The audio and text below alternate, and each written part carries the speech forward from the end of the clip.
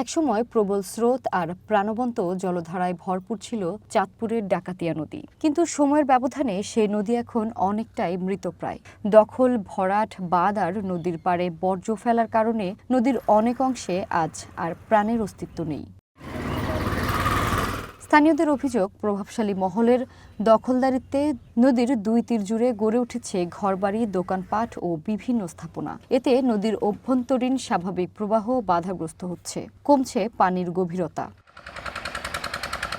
নদীর বিভিন্ন স্থানে দেখা গেছে কোথাও কোথাও নদী পুরোপুরি ভরাট হয়ে গেছে, আবার কোথাও পানি কালো হয়ে দুর্গন্ধ ছড়াচ্ছে। এতে করে নদী নির্ভর জীব বৈচিত্র্য যেমন হুমকির মুখে, তেমনি ক্ষতিগ্রস্ত হচ্ছে স্থানীয় মানুষের জীবন জীবিকাও। আমরা ছোটবেলায় এটাতে গোসল করতাম, এখন এই ময়লা ফালাইতে ফালাইতে পানি পর্যন্ত দূষণ হয়ে গেছে, যে এটার ভিতরে গোসল করবো ওই সাধ্য নাই। আমরা চাইতেছি যে সরকার এটার একটা পদক্ষেপ নেয়, ময়লা ফালানোর একটা জায়গা করে দিলে আমাদের সবার জন্য ভালো হবে।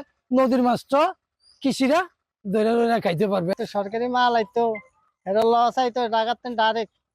আর আপনার নদী মানে মাছ পাইতো, মাছ খাইতো, অন্য মাছও নাই।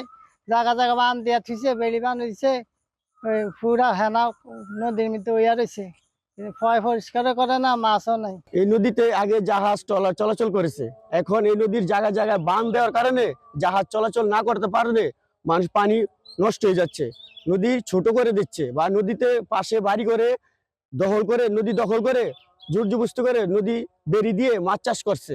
আমরা এটা চাই না, আমরা চাই আগের মতো ট্রলার জাহাজ চলাচল করুক, এই বেরি না থাকুক। স্থানীয় বাসিন্দারা জানান, এক সময় এই নদী দিয়ে নৌকা চলাচল করলেও এখন তা প্রায় অসম্ভব হয়ে পড়েছে। বর্ষা ছাড়া বছরের বেশিরভাগ সময়ই এই নদী থাকে পানিশূন্য।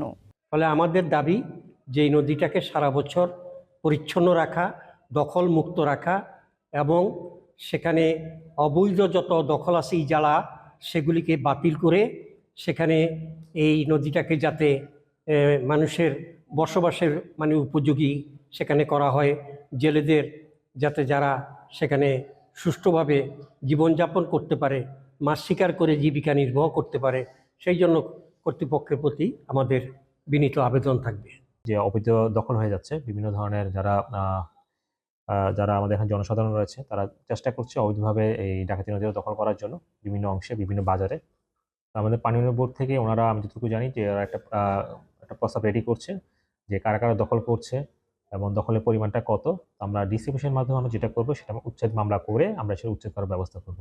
দ্রুত সময়ের মধ্যে কার্যকর উদ্যোগ না নিলে ডাকাতিয়া নদী পুরোপুরি বিলীন হয়ে যাওয়ার আশঙ্কা রয়েছে। এজন্য অবৈধ দখল উচ্ছেদ, নিয়মিত খনন এবং দূষণ নিয়ন্ত্রণে জরুরি পদক্ষেপ নেওয়ার দাবি এলাকাবাসীর।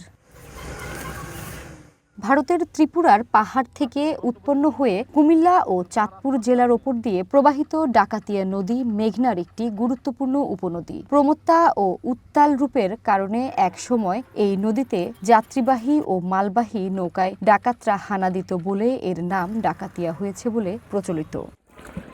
One national desk.